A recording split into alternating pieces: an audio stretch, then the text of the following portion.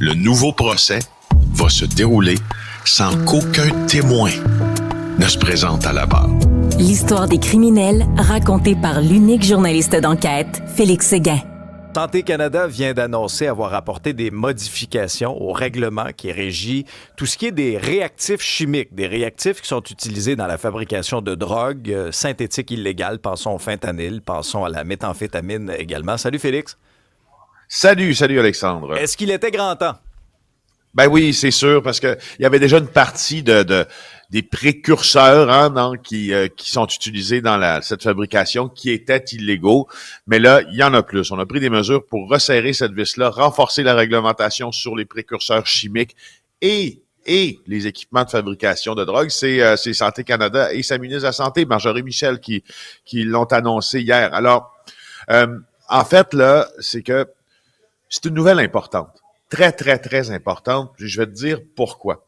Si tu regardes ce qui s'est passé aux États-Unis, exemple, au début du mois dernier, on a saisi 300 tonnes de produits chimiques qui étaient destinés à fabriquer la drogue.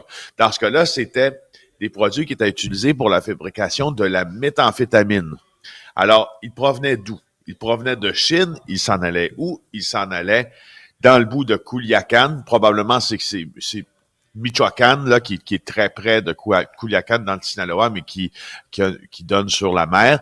Alors, c'est le réseau qui exporte et importe les précurseurs. Là, ce sont souvent des réseaux chinois qui exportent vers le Mexique. Et là, le Mexique fait remonter chez tous ses clients, donc au nord, redescendre au sud, mais principalement au nord, ces précurseurs-là, ou fabriquent eux-mêmes les produits extrêmement létaux sur place.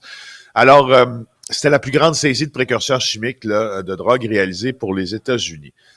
Maintenant que je t'ai parlé des États-Unis, je vais te parler du Canada parce que au début du mois de décembre, on a dévoilé, si on veut, les grands constats de la lutte canadienne au fentanyl. Parce qu'on se rappelle, on l'oublie peut-être souvent, là, mais le président américain, il y a 1 an de ça, sommait le Canada comme les États-Unis, de s'engager un tsar du fentanyl,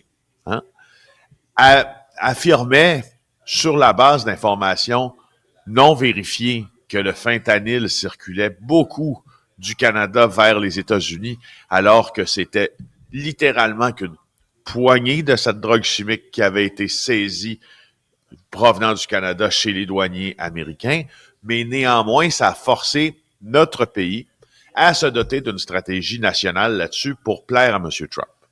Alors, quand on a fait le bilan de ça en décembre dernier, on a réalisé qu'au Canada, on a trouvé beaucoup de précurseurs.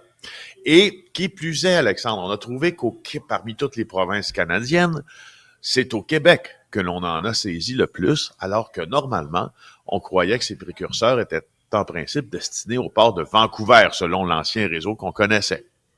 Félix, toi qui as une bonne expertise là-dedans, tu as fait même certaines entrevues, tu as des contacts, tu as enquêté sur les cartels. Jusqu'à quel point des changements de réglementation comme ça les désorganise ou ça les désorganise temporairement, puis ils finissent par se revirer de bord, puis ils sont d'une créativité ils vont toujours redoutable, hein? Ah oui. Ils vont toujours finir par se trouver un ailleurs, les cartels, parce que c'est un business qui est beaucoup trop lucratif pour qu'on cesse de l'alimenter. Mais il y a plusieurs réflexions là-dessus. La première, alors, qu'est-ce que la lutte, parce que n'oublie pas que ce qui force les cartels présentement, le paysage est en train de changer complètement là au Mexique, et ce qui les force à changer, c'est la pression des États-Unis. Rappelons-nous que tant aux États-Unis qu'au Canada, on a réussi à désigner certains cartels, en fait les cartels mexicains, mais certains autres groupes criminels de l'Amérique du Sud comme des entités terroristes. Ils sont sur la liste des entités terroristes. Ouais. Les États-Unis mettent énormément de pression avec la DEA et l'attorney général, donc l'avocat en chef du pays, pour extrader les criminels mexicains pour qu'ils viennent purger qu'ils soient arrêtés, qu'ils subissent un procès, qu'ils purgent leur sentence aux États-Unis. Ça, on est en train de recopier le modèle qui a fait en sorte que la Colombie s'est presque disloquée avec le narcoterrorisme sous Pablo Escobar, parce que les criminels mexicains ne veulent pas, mais pas du tout, traverser la frontière et y purger une sentence.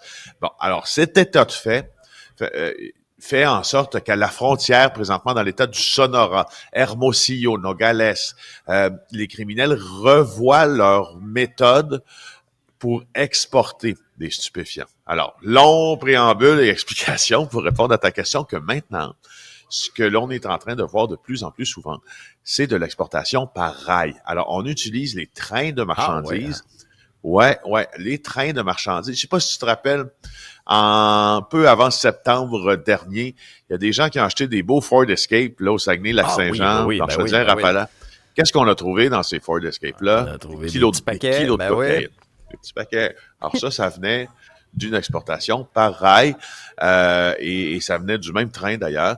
Je vous en parlerai lors de la prochaine saison de JA de cet enjeu-là. Ça risque d'être fascinant. Merci beaucoup, Félix. Merci. Joyeux Noël à tout le monde. Soyez prudents. Joyeuses fêtes.